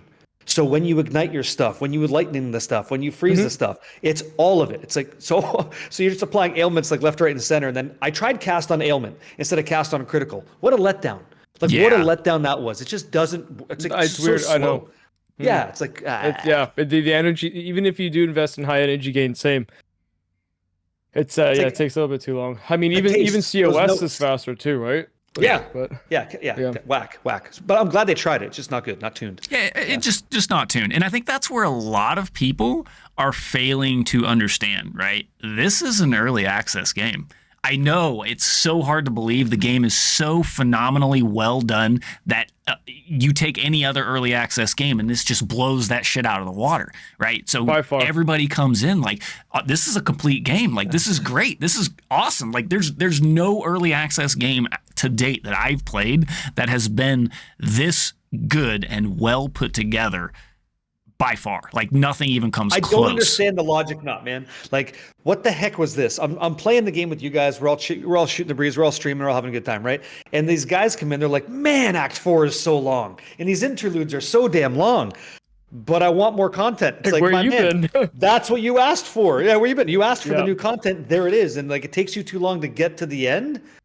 Good. Enjoy the game, man, because it's like they're only going to make more of it. They're only going to add 2 more acts to this. Like, obviously the interludes go away and they erode with all that, but it's a good thing. This is the content you asked for, right? And the fact that it's not linear, like we were saying earlier, I like that. I can choose which way I'm going to go. And so I don't know, like I don't understand the argument. I think people, for some reason, and I'm totally against this, but people just want to bitch. It's like, Nah, don't do that. This is your criticism, Spooker, right? Leave good constructive feedback to make that game even better. But when I always ask the question, when you want more end game, what do you want? What would you like? There's never an answer. It's like an echo chamber. I don't know who they're watching or what they're listening to. Maybe I'm just a tourist. That's hard to say. It's like I don't really know. You know what I mean? But it's like I like it. But go ahead. Yeah. What are you gonna say, Reaper? You're gonna say something there. Go ahead. No, it's like they always want the more, but then they just want, let me shortcut it, and then why don't I have more? I just want it. I want more, and I want it fast. Like I want more, but I only want to sprint a 2-second mile. Like when you stop comparing yourself. Yeah, when you stop comparing yourself to other people, you just enjoy the game the way you do enjoy the game, the fantasy action role playing. You stick around with it longer. Like you want to try new things. Like Hberg's saying, he's doing his build, but he knows he's got a goal. He's like, I want to try some different experiences in that. More people need to adopt that. More people need to test that, right? Totally, man. Like it's really fun. It is. Love wielding the power like this, but it's just both visually and gameplay, right?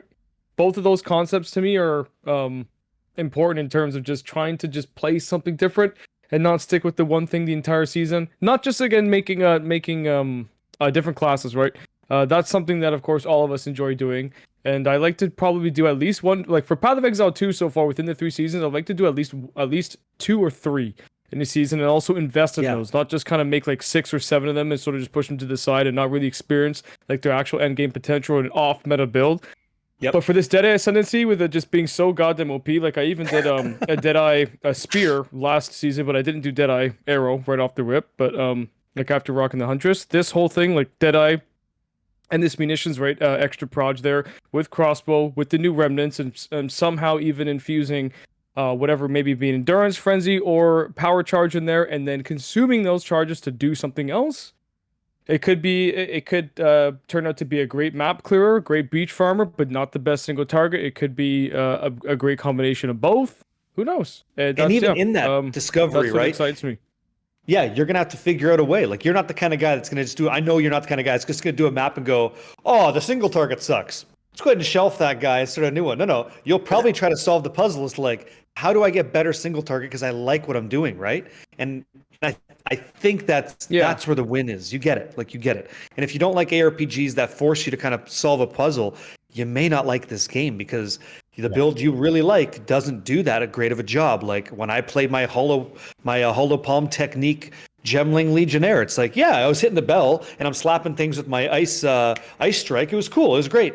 I didn't know. I didn't have perspective as to what other people were doing. I watched Ben die to a sprint, and then I was like, "Damn, look at him clear. My build sucks. Like my build sucks compared to what's going on out there." And then I find out later that if you stick with it instead, like put some investment in it, they're all just flying around the screen on this hollow palm stuff too. So it's cool to see what happens when you get that player power eventually. But you know what? I actually do want to make. I want to make one quick point. Very, very small, very, very, very small point here. I do hope they actually add a separate keybind for sprinting instead of the actual dodge roll function, because I'm not too sure if you guys have noticed this, but I will simply dodge roll, okay? And like we know how to do it, but I'll be sprinting, and then of course you either have to stop, let go of W, or you're just going to dodge out of an enemy so you don't get hit. But if you dodge roll, if you are currently sprinting and then dodge roll, okay, and then you're still holding dodge roll to sprint again, my character many times, and I've shown this time and time again, will actually have to dodge roll twice before she starts sprinting again. So what I'm thinking is that if you could have just a simple bind for that function in general, even again left shift, boom, like just something. I know right now I think it has a different function, or it could be for standing still, right? Yeah. But again, just an actual bind for itself, so you can kind of do a combination of both, but. Hot take. But I think get rid of that shit. Let me just sprint. Don't tie it to dodge roll. Give it its own. That's what I mean. Like, that's what I mean. Let me just sprint. Suggesting, yeah, that's what I'm saying. Well, you're saying like give it its own keybind. Its own keybind, right? But most people would take that as give it its own keybind. Like I have to push this key to dodge roll into a sprint, or I can push this No. key just to dodge roll. No. I mean, like, want to just sprint. let sprint be its own function. Like, I same agree. thing with like interact or move left, move forward. Like any. I of those, completely right? agree. Yeah. Don't force me to Yeah. dodge roll in order to sprint, because in most yeah. cases, if I'm It got tiring sprinting, fast. in most cases, if I'm sprinting, it's because either enemies are dead and I'm backtracking, so I don't need the dodge roll at all. Yeah, right. You think that? Yeah. You know, So here's how I got ripped. Here's how I lost a shitload of XP. I was doing a breach and I'm sprinting and there's nothing on my screen and I get heavy stunned. I was like, what happened? There's actually a window like in a circle of a breach where the monsters are on your screen but they're invisible. They haven't spawned in yet. And the guy clapped me and I got rolled. I was like, what happened to my legs? Where's my ankles? They're 10 feet behind me. I guess what happened? I got hit by some invisible Chad. It's like, okay, so would the button thing you're kind of like throwing out there, would that work? Doesn't solve that problem for me. It's an invisible monster bug, but you're the second person I've heard talk about wanting a different bind for it. I don't even know if I totally agree with it, but I'd be willing to try it. Like, let's try it. Let's see what happens. Like, why not? And that's another good point. I think they also need to change the timing window there for the monster's actions to actually be applicable versus our before their presence. I guess just simply seeing them, right? Like they're already initiating an attack or some sort of projectile attack, sometimes even a channeling attack before we can even visually see them on our screen, right? Before they're even present. And many times it's happened with sprint, right? Like I said, there's nothing there, and boop, guy falls over. Next, there's like 7 freaking tentacle hand guys just whipping you to death, and you're just kind of stuck in limbo there. Yeah. I had a helmet I was using because I'm a life-based guy. The Veil of Night, it gives you 50% more HP. So like perfect helmet, right? But it's got a cost, which is you have no elemental res. So if you can get your health up enough, you can tank the hits. Okay, so to your point, I'm doing a map and the guy lets a spear go and he's off my screen and I'm just going, boom, one shot. I was like, to what? Like, he saw me from like a mile away and he's got like that Achilles kind of throw. He like nailed it. I was like, my man, I want what he's got. Like that, I'll just do that. Like, oops. So totally agree. Like, yeah. Brad Pitt, big fan, sir. Just took his helmet off so you know who you're fighting, right? And he throws the spear. Exactly. And I got oh man. Yeah, it sucked. But yeah, totally interesting. I think they should check that out. Yeah. No, I definitely agree with you. There's been too many instances, especially this league. We've ran into it before, obviously. Breach, it's been an issue with Breach since day one. But I have ran into it more often this particular league where, like you said, you're doing mapping or you open a breach or whatever the case. You ran straight into a pack. I was sprinting on a map that I was backtracking, so it was already explored out, but there was an area that I was sprinting to that wasn't mapped out, and I'm sprinting, and out of nowhere, I'm just stopped. Like I ran into something, like boom, nothing there, open ground, and then next thing I know, I tumble to the ground. And dude, I'm taking damage and there's nothing on my screen. I'm like, what the hell is going on? And then, about 3 seconds later, they spawn in and there's a bunch of little scorpions just beating the shit out of me. And I think with efficiency and optimization, I think it's just a rendering issue, which is the same issue that we have with OBS capturing our game on DirectX 12. It's some sort of rendering issue that's going on. So let's hope that gets fixed. I don't know how much time we have because we've been going for an hour and 40 minutes and you guys are tight windows. So there was 2 things I wanted to ask you guys first. So was there any other, can we put a pin in this one? Any other points you wanted to say? Because I have a question for you guys. I want to see what you do. Well, just real quick, GGG, just hear our voices here. The whole Achilles throw thing, I mentioned this really quickly too, especially with Proj attacks. They need to limit the amount of range, like meters, of course, is how they deal with. They need to give a lot of these monsters less range on their Proj attacks, especially when we can only zoom out so far, and you are literally getting hit by spears or corrupted blood spikes, like way off your screen. And we're talking about new progressed territory as well, like not areas that we've already been in or backtracking. We're talking like coming into new territory. Like, I can't tell you how many times I've either been one hit or even just, of course, taken damage from Proj attacks that are monsters that are way out of my POV, right? So I think they just need to reduce the range. And also, I think there needs to be either a system for monsters like exposure to us, right? In terms of us actually entering their like their awareness. their line Yeah. of sight. Yeah. And before they can actually start initiating that attack. Don't make it obviously so dumb where the monster has to sit there and say, oh yeah, that's a bad guy, and then throw it at us. But I'm saying, like, not like freaking 2 screens away where I'm still trying to show up to the party to make some noise and I can't even get to the fucking front door, sort of thing. But this yeah. problem already existed. Diablo team had to face it, and they solved it. And so what it was, there's a murder bow. I forget the name. That one monster that would shoot you off screen. Same thing. Remember this bow guy? Yeah, Two legs? the corpse ballista. Corpse ballista guy. What they did to solve it was they didn't reduce the range. They just said it's very inaccurate on the first shot. So like you're there, it's gonna miss you, but the player now knows it's in your vicinity. Like, hey, there's your free shot. The next one's gonna connect. That's right. So they just put it off kilter, right? So if you're sprinting like Wildman, like Spooker, he might catch that smoke, but at least he had a shot to know, like, this is our territory now, and you're coming on in, right? So yeah, I agree. It's a warning shot. Yeah, warning shot. That's right. It's a warning shot. You don't know where you're at right now, but you're gonna find out real fast. Yeah. Yeah, killer. Yeah, hit us with those 2 questions. Yeah. Yeah. So like the first one was like, what's not in the game now? Like, don't even worry about what you know is coming, right? But what's not in the game of Path of Exile 2 Early Access today that you wish it would be in the next patch? What's that thing? What's that thing? Go for it. I can't even say it because it's unrealistic. No, but I'll say it for you could shits add and gigs. anything. Add The something. druid. But that's coming. Again, it's not realistic. It's not realistic. I know, but that's why I was just laughing. But of course, the druid. It's close. All right, so you don't know that. Is. You don't know that. He is. Animation hell. You never know. You never know. Okay. So I would say probably for me is the going back to the merchant tabs. Okay. Yeah, being able to convert our converted premium tabs. I'm sure that's coming. Like that's got. I mean, you paid for it. Awesome. That's good. Yeah, if you paid for it, like you should get that. I agree. Okay. So you want the ability, just so I understand, you want someone who has a regular tab, upgrades to a premium tab to be able to take that premium tab, send it over as a merch tab. That's all you want. Yeah, absolutely. And then it's a Mona Lisa. All right, cool. Reaper, what do you think? There's more, but again, I just want to hear from more from the other guys. There's more, of course, but go ahead.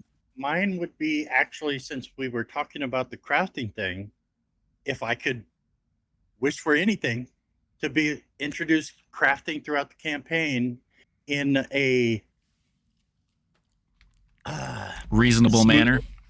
Yeah, a smooth, like not dumbed Inexpensive. down.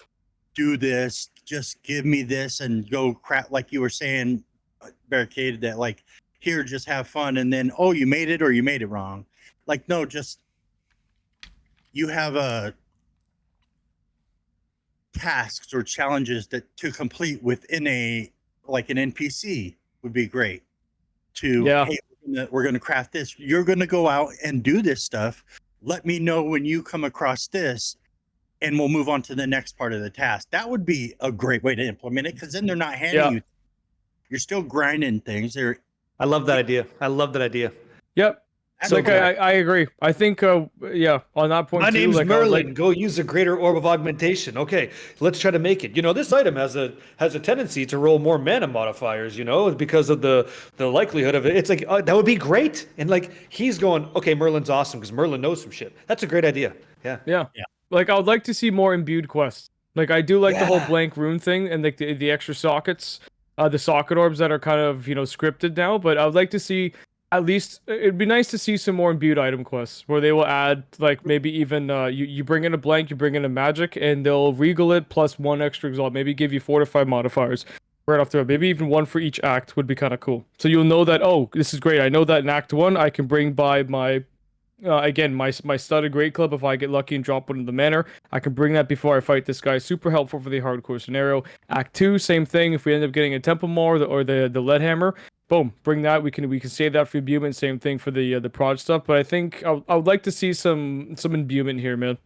Look, I think that'd be great. What you're saying is actually great. It could be on a basic level.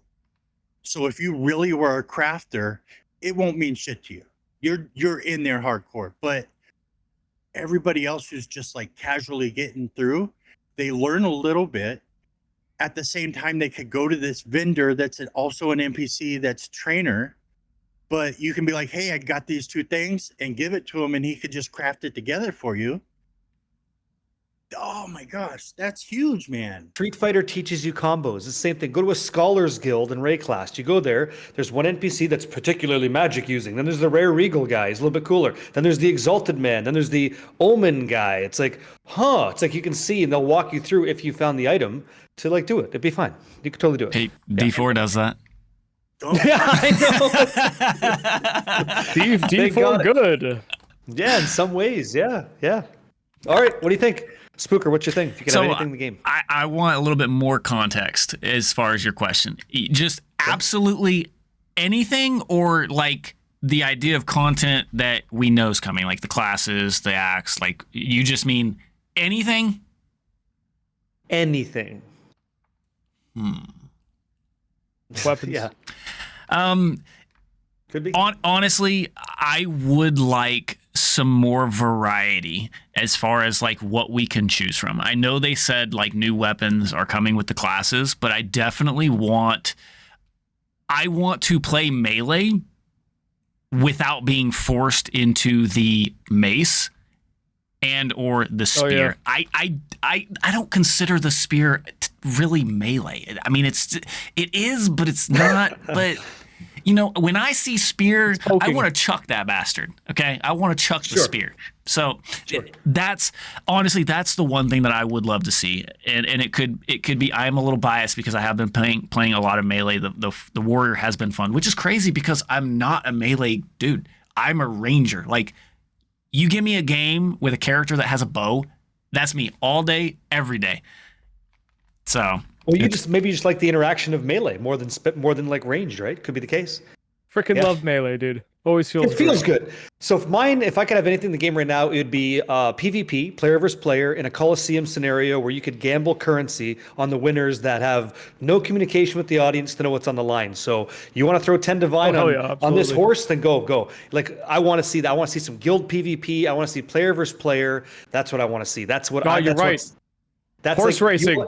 Horse racing, end game activity. Yeah, let me do that. Like something like that would be really cool for those of us that don't want to run Atlas. We don't want to do whatever, but I have a really strong character that's not helping people at the moment. What can I do with it? I could fight some guy, and then I'll go look for other gear that gives me a lot of like potential resistance caps, and like, you know what PvP does from Diablo 2 experience. It makes you find other types of gear for other kinds of like rock paper scissors encounters, right? So that would make the itemization better. That would make the economy better if you're in the trade economy. And in an SSF, that'd be pretty cool to find a guy that had all that crazy gear. Is like, he's the gladiator champion, you know, flags waving with his picture on it. Like, all this stuff would be kind of cool. So that's what I would like to see. Now, I'm going to try to squeeze in another question. So the next one was, it's kind of a big one, so feel free to take whatever time you need. And then the one after that, super short, I promise. So does balance have to happen in this game? Do we need to achieve balance? Does everybody have to have a fair shot with all spells all the time? Or is it okay that there's a spiking meta such that like Lightning Arrow, Deadeye is the move? What do you think about balance in the game? Do we need to have it, yes or no? Go ahead. Anybody, go ahead and grab the torch. Okay, I'll grab the torch. Yeah, we do. You grab the torch? We grab the torch? We do. We need balance because, again, for multiple reasons, man. The trading economy, right? So either for trading and selling, right, aspect here.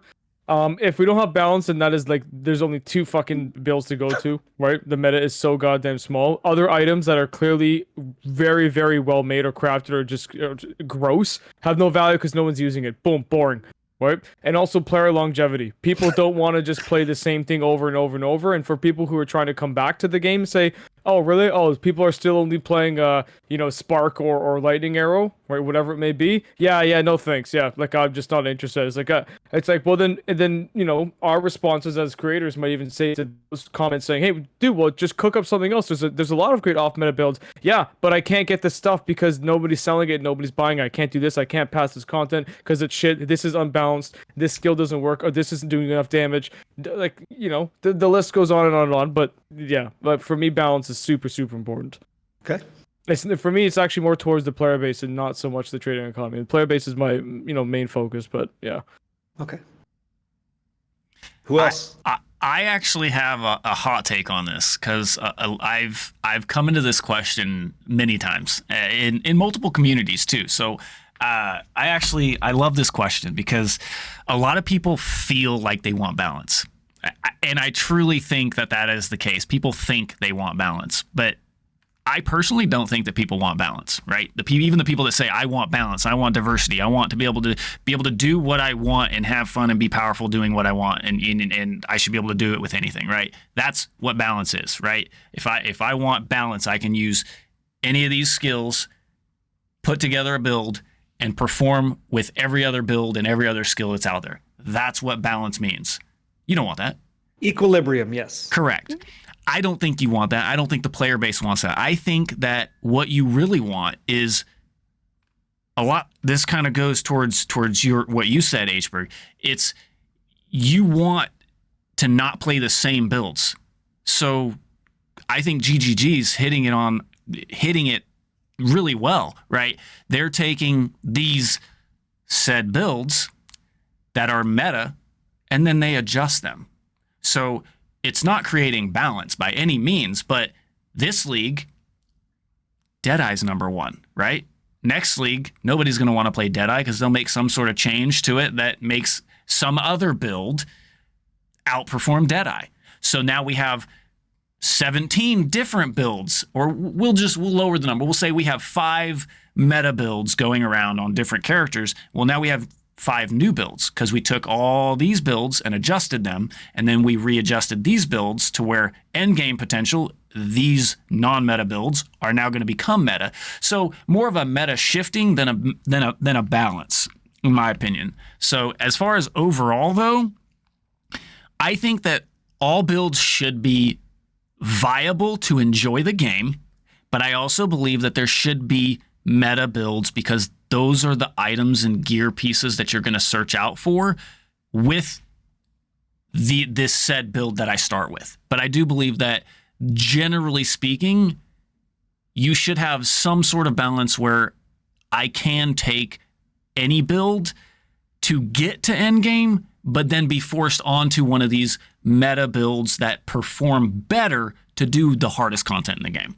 It gives chase items and chase sets of things to go for, in my opinion. Yeah, but that's my baseline of balance in general with any RPG. I truly feel like every class in the game should have a meta or semi-meta ability to be able to do all the content in the game and not like enjoyable as well. Like that's the balance that I look forward to. Every class should have a build or perhaps even 1 to 3, 1 or 2 that are able to do the content that the game has to offer. Fair enough. And that's where D4 I feel like it was struggling. It's a good example. I feel like they really struggled. Yeah, nice way of putting it. Yeah. Try to play your Iceblade sword. Tell me that goes. Struggle. Okay. Yeah. Okay, Reaper, what do you think? Question though. So Barricade, you've said many times you don't like using the meta. I don't like balance. Right. Yeah. Let me ask you how many times you've had such a struggle that you have not completed the campaign or the end game. Never. Wait. I've always completed it. Yeah. Always. And the meta means nothing except for people who go for the meta. Incorrect, and I'll tell you why. The meta means everything because there's going to be an efficient, expedited way to get to the end game and succeed per map that you run. So you're exponentially efficiently in an ARPG earning more per hour than me, who's sitting there slapping my head against the screen going like, oh yeah, my guy's slapping. But that guy over there is clearing the map 10 maps, so I'm clearing 1. So his wealth grows. My front sucks. Yeah. What can do what? Meta makes no difference because you could do it without it. Also, I just told you why the meta makes a difference, though. But go ahead. I know that. That's not what I was meaning, though. But okay. So, and then another thing with like Hberg's point, let's say for like trade and stuff like that, the whole reason for trade is because of meta. If there was no meta, people wouldn't even think about trade or having an economy. There wouldn't be an economy. Nobody would need anything. It would definitely affect the economy, but there's still always going to be an economy because all players are going to be looking for the items for their build, whatever that may be. Hey, I'll just get what I want, not this is what's selling hot kind of deal. True. It affects Oh yeah, the metas definitely affect the market. There's no doubt So about that. crafting, 100%. crafting sort of unfortunately cracks that argument in half, right? Because everybody needs to have rare gear with tier 1 mods. It doesn't matter what you're playing. You can be doing dog poop floating down the river versus like cool blue shoe canoe guy over here, and they're just like they're doing two very different things, but they still have to hit tier 1 mods. So the crafting inclusion, right, Reaper and anybody else, in my view, I could be wrong about this, but I think that would create a baseline request for everybody to get involved with, not necessarily needing the best quiver, right? Yeah, I guess so. I guess just in my answer. Yeah, what's your answer? Yeah, because you went right through it. Go ahead. What do you got? A meta is definitely needed, but not required. A meta is needed but not required. Okay, interesting. Yeah, I think.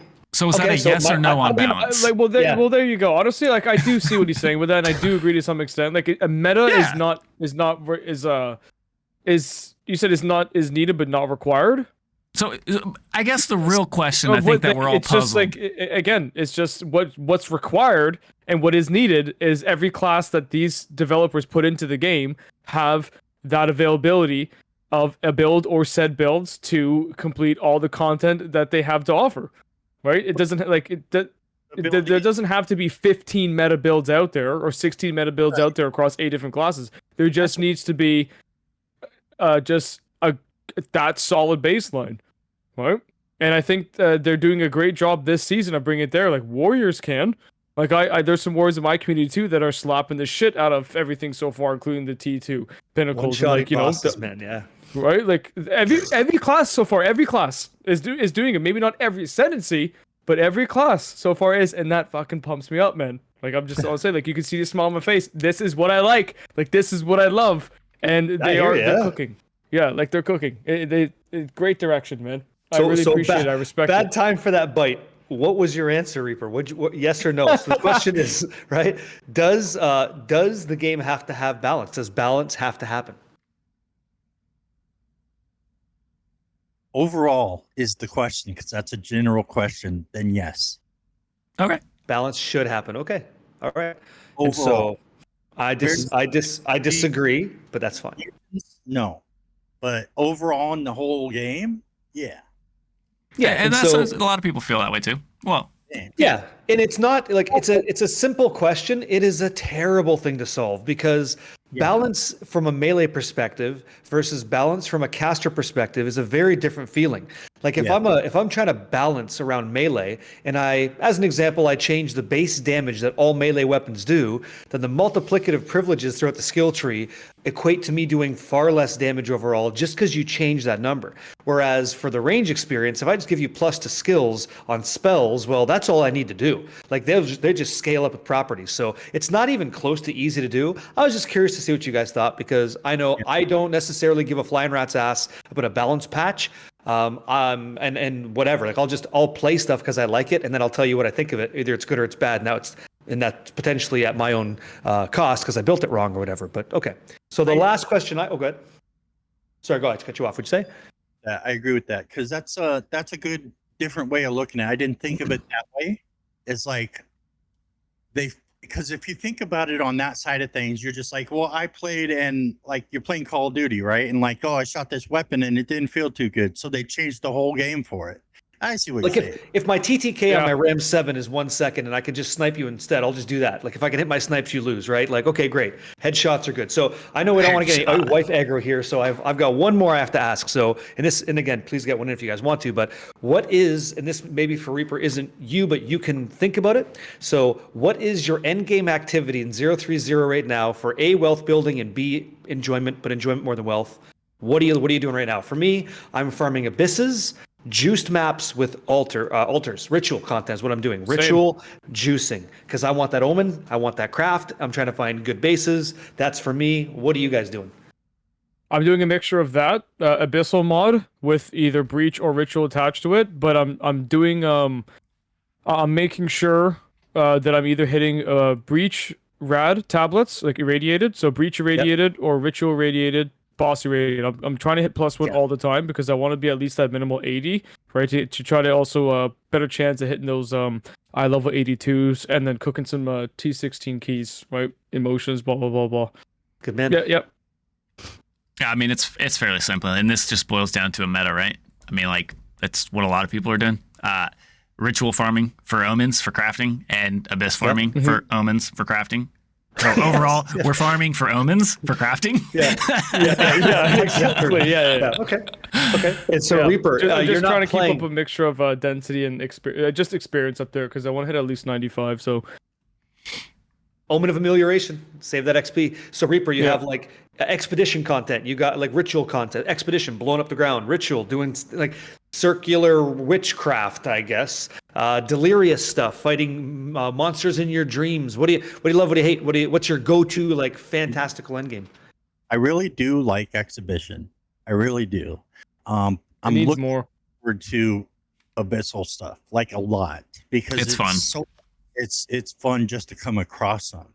Mhm. So I can only imagine the end game of it is probably exciting. I don't want to Yeah, I spoil would say too it's- much, but Yeah. just imagine a whole map of abyssal content. Right. Super And that would fun. I'd just probably spawn in and die. But Now, but that changes. Yeah, no, I think Your, I think it your proves, GPU might fucking die, but Yeah, it proves that a seasonal piece of content is successful when you have people that don't want to skip it because they feel like they're missing out if they do. Like it offers such good, enjoyable interaction and rewards for that chase feeling, right? Like you hit an Omen of Light right now, I think it's 3 divines. That's like hitting 3 divines in your map, and you could do it 17 times. Like, okay, you got my my attention. So I think it's great, and that was all I had. That was, if you guys want to throw one in there, I don't need anybody getting yelled at by their wives, significant others. But what do you got? Any other question to throw in there? You guys have one? Because I could fire off more, but I want to give it a shot. I mean, I have no, questions, honestly, but there's I'd say many questions, but there's also some that I would like to learn a little bit more in game for myself and save them for our next episode. I do have a few, but I think I would like to actually at least be able to comment a little bit further. I'll save them. There's quite a few sleep on the cookies in this couch. jar, Yeah. dude. Yeah. Okay. Oh yeah. No, we're good there. We're good there. Yeah. Okay. Good. All right. So Well, that's all I got. I do have a question, and this goes for everybody. This doesn't pertain to endgame. So far, with the classes that we have, not classes that are coming, but classes that we've had. What is your favorite in the game right now, and why? Just short, simple. I don't need like deep down details as to just like what's the most fun gameplay class that you've had to experience with that's in the game at this very moment. Go. You go. You go. Yeah, you go. I would say so far in top 3 in order. Nope, number one. I just want number one. Number 1. Number one. That's it. Believe it or not, I think most people are expecting to hear Mercenary right now, but actually my number 1 is Warrior. Oh, The gameplay wise, it's actually in terms of like fun Yeah, and exactly. rewarding and progression. It's actually been the Warrior, believe it or not. That's awesome. Because it's very methodical, right? And it's just more dangerous. Like melee versus range stuff in this game is an entire different ballpark, and it's the power increase feels phenomenal. And just I've always loved melee type of classes ever since Yay High, playing ARPGs from the start. Diablo 1, picked the Warrior how many times? Like, how many times over? Getting into Diablo 2, Paladin was the first thing I made. Druid, the expansion came out, boom, Shapeshifter, Werebear, Werewolf, first thing ever, melee. Yeah, melee's just always been my favorite, but the Mercenary, Expo, WASD movement gameplay, insanely fucking fun, dude. Like, I would almost tie them, but I gotta give it to Warrior. What about yourself there, Cade? You were pretty... Couldn't disagree more. I expected that, yeah. I actually had the most fun on Chronomancer. There was something special about rewinding time, going back to where I was, and remembering 3 seconds ago what the game looked like versus now. Chronomancer. And I plan on exploding that Ascension on my next character. Big time. So. Hell yeah. Yeah. Well, mine's tough because I'm fighting between what I actually find fun and what my soul goes to. Because deep down, I'm a warrior guy. Okay. But I hate warrior in this game. absolutely, it sucks. To me. To me. That's because I can't grab a club and I just smack the shit out of you and you're done. You have to play, right? Yep. Now, to people who play a warrior in ARPGs, probably fantastic, but I just want to beat the crap out of somebody. And that's not like the way it goes. You have to earn that. Mm-hmm. So I think I'm going to go with Witch. Ooh. So, Because it's Sorry, just which one? yeah. easy and What type of which gameplay? oh, that's tough. I've only played one type, and it's not the blood. Oh, so you did So, Infernalist. Infernalist?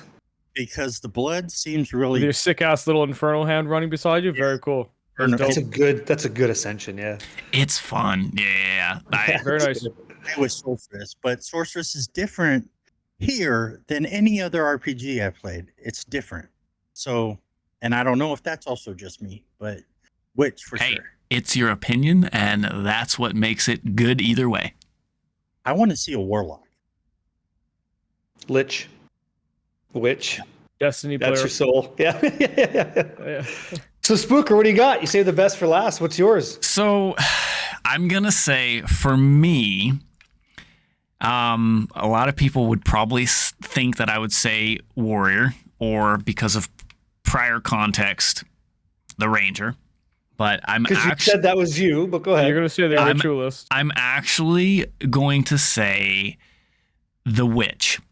And the reason I liked the witch, and I no longer like the witch at the same time, is because I loved Hexblast. I loved just cursing shit and watching shit Hexblast, explode. yeah.